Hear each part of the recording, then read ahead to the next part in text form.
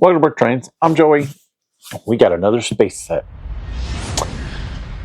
Yeah, so this is set 6959. It is the Lunar launch site, which was also known as the, gotta read this one, Spyrius Station Xenolith 6. I don't know what the backstory is on that. I'm sure it was probably out of, either it was out of a magazine or a catalog or something, and it was probably European.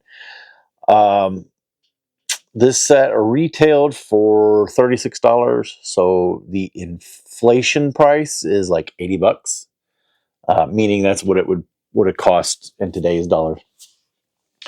It's going to cost you probably about $500 to get a new one, if there's even any for sale right now. That's just the average sales price that's going on.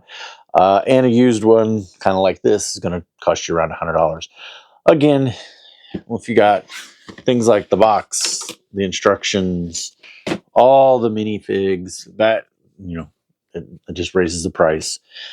This one was 90% complete, 99% complete. It actually was just missing one of these blue antennas and a slope piece back here on this side, one of these little slope pieces.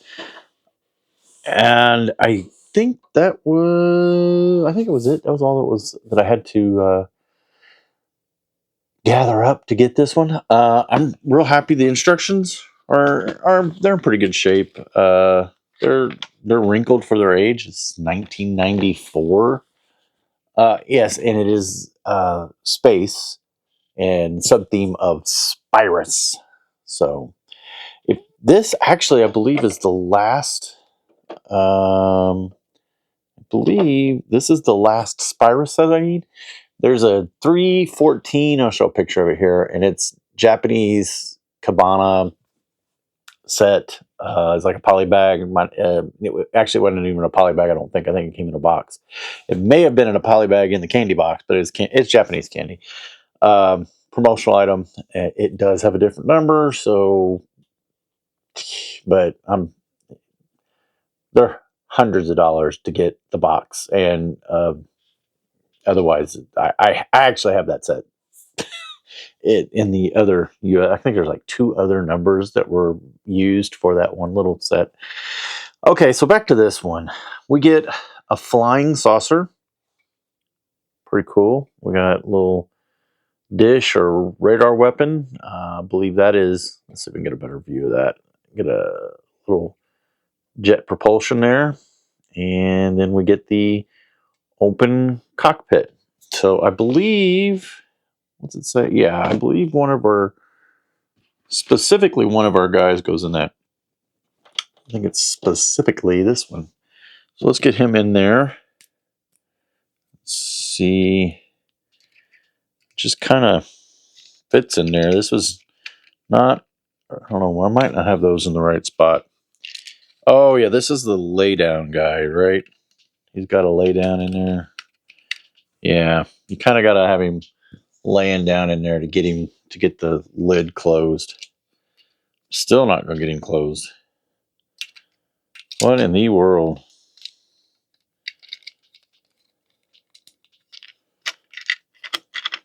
No, now I've done it. Oh, I got him in there, but that ain't right. So he's in there. The other guy, according to the picture, there are 3 minifigures in this set. Does it say on the box how many? It says on the box 274. Bricklink says 287. Brick set says 287. I don't know what Bricklink says. As you all know, that is a constant battle of what parts go where. And here's our little 6-wheeled vehicle.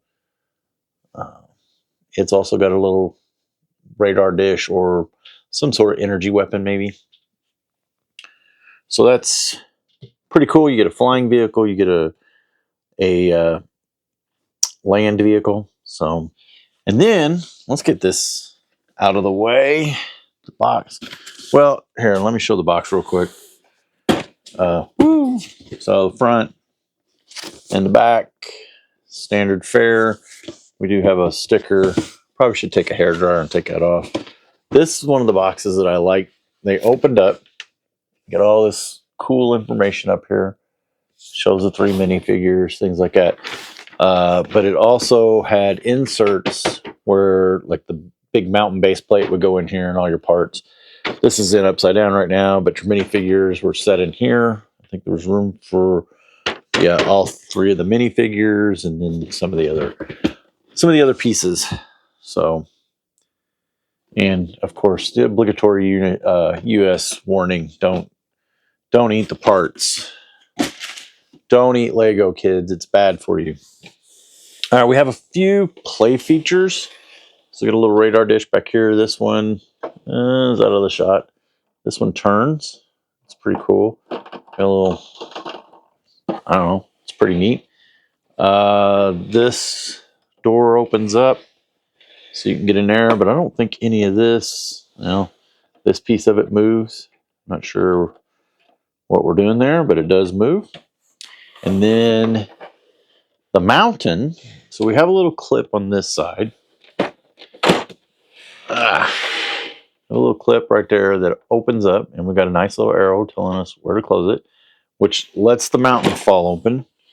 And then we got arrows everywhere saying that the mountain falls open. We pull it open like that. All right, this guy's not supposed to be up there. We'll just set him down there.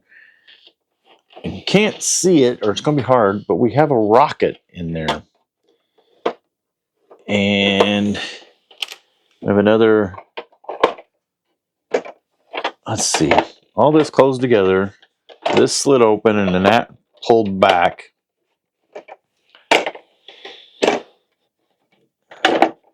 Right? Opened up. Slid this open. Whoop. Drops the mountain. Uh-oh, I just knocked something off the front. And then we had this little piece here.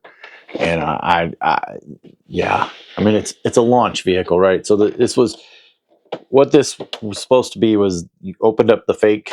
I think this guy... Yeah, that guy's set there. That's where he's landed and took off from. So that's what that was for. So, but then this exposes, once you get it open, it exposes the rocket inside, which is just kind of laying in there. It's not clipped or attached in any way.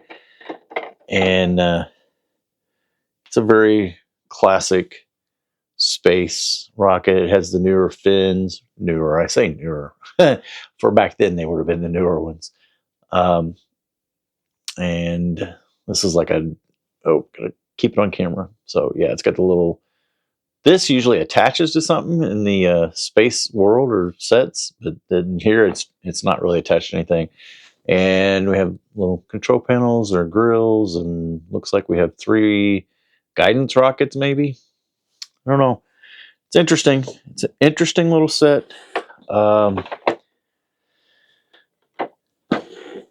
Yeah.